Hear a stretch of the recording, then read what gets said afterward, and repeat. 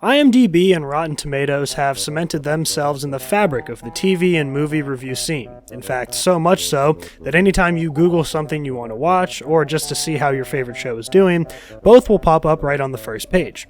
The sites are fundamentally different aside from the fact that both offer an insight into how good the film or series is in the eye of the viewers, but it's easy to see them as synonymous with each other because of how similar the scores can be.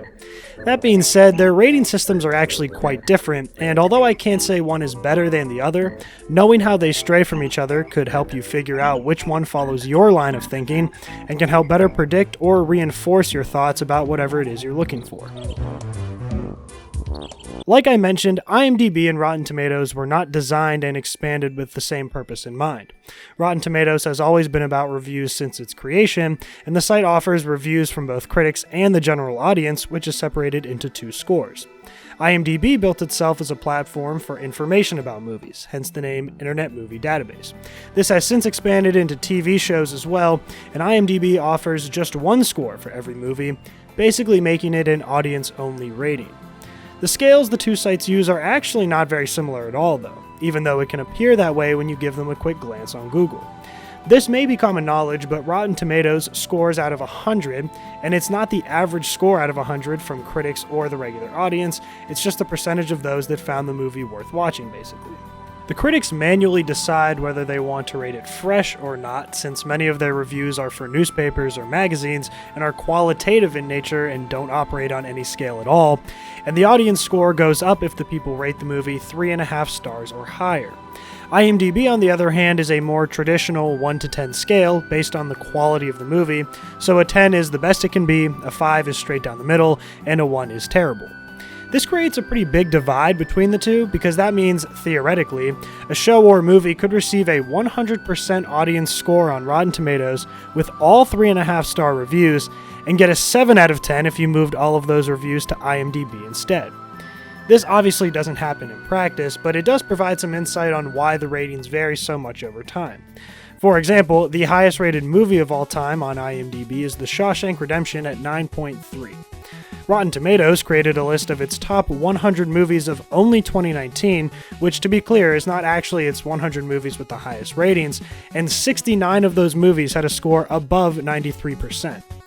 I don't see this as a big deal for high-rated movies necessarily, but it definitely applies to films or shows in the middle of the pack.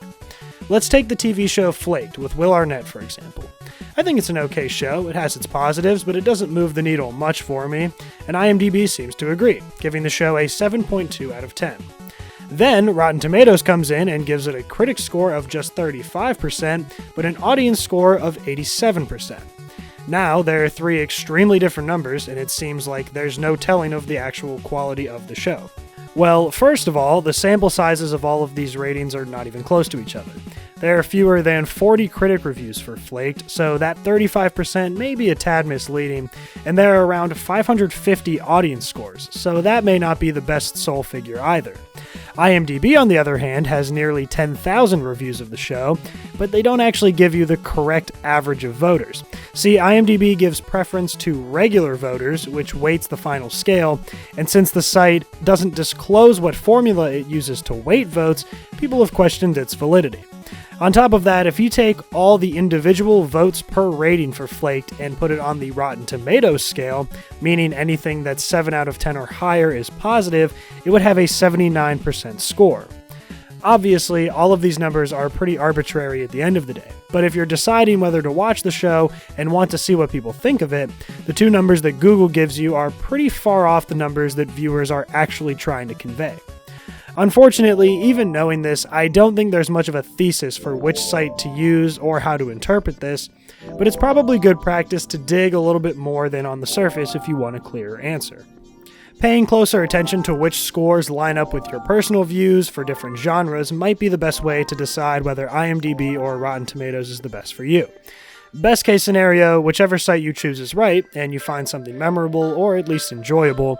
And worst case scenario, you lose a few bucks to an on-demand purchase, or click out and browse the endless amount of shows or movies on whatever streaming service you use.